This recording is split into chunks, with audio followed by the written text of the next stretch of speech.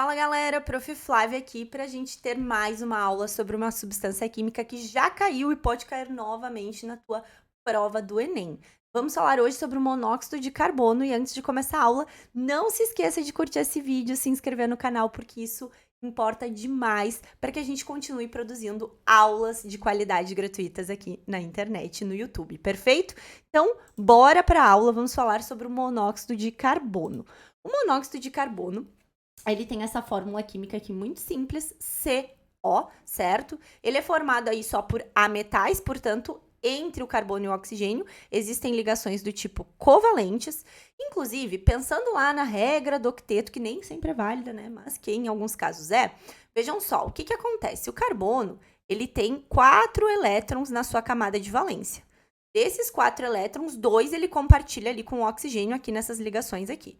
O oxigênio, ele tem 6 elétrons, ele tem estes dois aqui que ele está compartilhando com o carbono, e ele tem mais 2 aqui, ó, que estariam sendo representados por esta seta. Por que esta seta? Pensem comigo, gente. Olha só, o oxigênio, ele já tem 6 elétrons, né? Os 2 aqui de cima, esses 2 aqui e mais 2 que ele compartilhou com o carbono, perfeito?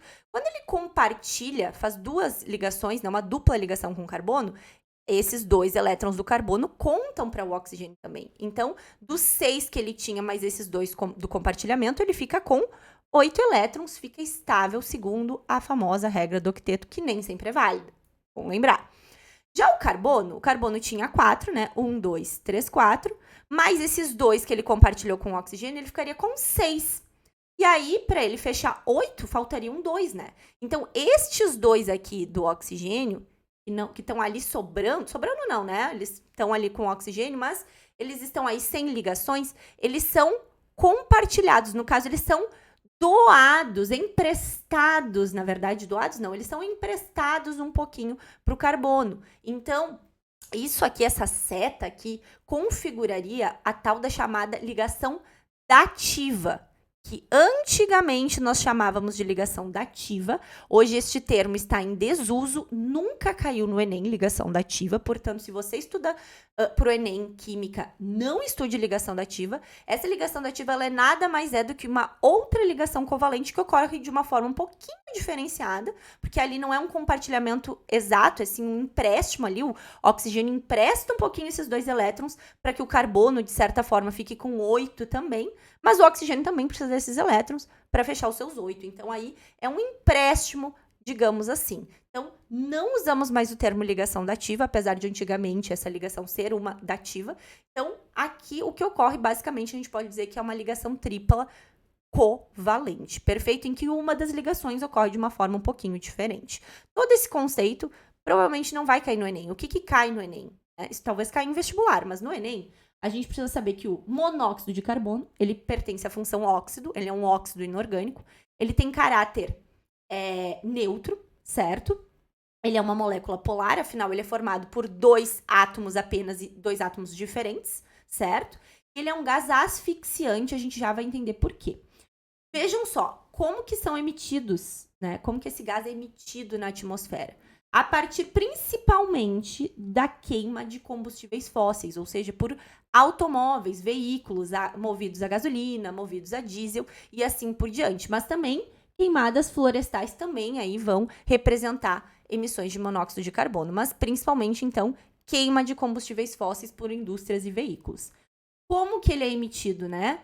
Pela reação de combustão incompleta. Quando a gente tem uma reação de combustão completa, o principal gás emitido é o gás carbônico, o dióxido de carbono.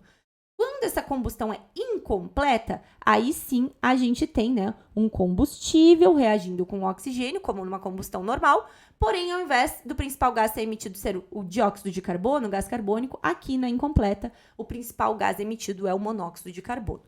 Perfeito? Esse gás é um gás asfixiante porque, se nós estamos num local com alta concentração de monóxido de carbono, um local fechado com alta concentração desse gás, porque vejam só, os veículos emitem esse gás, queimadas vão emitir esse gás, mas a gente está num local aberto, então a concentração desse gás não aumenta consideravelmente. Agora, se estivermos num local fechado, na presença deste gás, o que vai acontecer? Quando a gente inspira, a gente inspira todos os gases contidos no ar, um deles é o oxigênio, e inspiramos, né, neste local concentrado em monóxido de carbono, vamos inspirar o monóxido de carbono também. E aí, o que acontece, né? Esses gases, o O2, o monóxido de carbono, eles vão para a nossa corrente sanguínea, para encontrar quem? As tais das hemácias. Dentro das hemácias, a gente tem uma estrutura que vocês conhecem lá da biologia por hemoglobina, que eu vou representar por HB. Quando a gente tem só oxigênio chegando lá nas nossas hemácias, na nossa corrente sanguínea, o oxigênio, ele se liga na hemoglobina, e aí a hemoglobina, as hemácias levam esse oxigênio até as nossas células, para que a gente consiga, né, metabolizar e oxidar os alimentos e obter energia. Porém, quando tem uma grande quantidade de monóxido de carbono entrando, ao invés do oxigênio que está chegando lá ser absorvido pela hemácia e se ligar na hemoglobina, quem faz isso é o monóxido de carbono. Por quê, gente?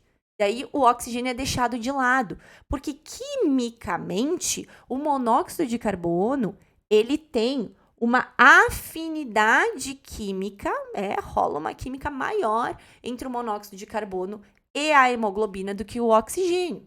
Então vejam só, se não tem monóxido de carbono, de boa, a hemoglobina vai sempre levar o oxigênio. Mas se começar a chegar monóxido de carbono em alta quantidade, a hemoglobina ignora o oxigênio e ela tem preferência química pelo monóxido de carbono. E aí a gente vai levar para as nossas células monóxido de carbono que não consegue oxidar os alimentos, a gente não vai metabolizar os alimentos, não vamos conseguir obter energia e assim a gente morre por asfixia. Quando? Em que locais a gente tem alta concentração de monóxido de carbono? A gente tem que estar num local fechado, né? E esse local fechado, quando a gente tem lareiras, por exemplo, lareiras em locais fechados e sem ventilação, galera, isso é um problema. Principalmente se a pessoa pega no sono nesse local fechado. Por quê? Porque a queima da lenha emite monóxido de carbono e nesse local fechado, a concentração desse gás vai aumentar consideravelmente. E aí sim a gente pode morrer por asfixia, beleza? Lareira não é o problema é lareira em local fechado e a gente acabar pegando no sono neste local, certo? Além disso, chuveiros a gás com vazamento. Então, se está vazando, né? Que geralmente a gente toma banho com o banheiro fechado, e aí o nosso chuveiro tem um vazamento desse gás, ali vai ser um local com alta concentração de monóxido de carbono. Mas aí tem que ter um problema, tem que ter um vazamento. E nos carros, gente? Por que nos carros? Porque vocês devem... Por que eu coloquei um ponto de interrogação?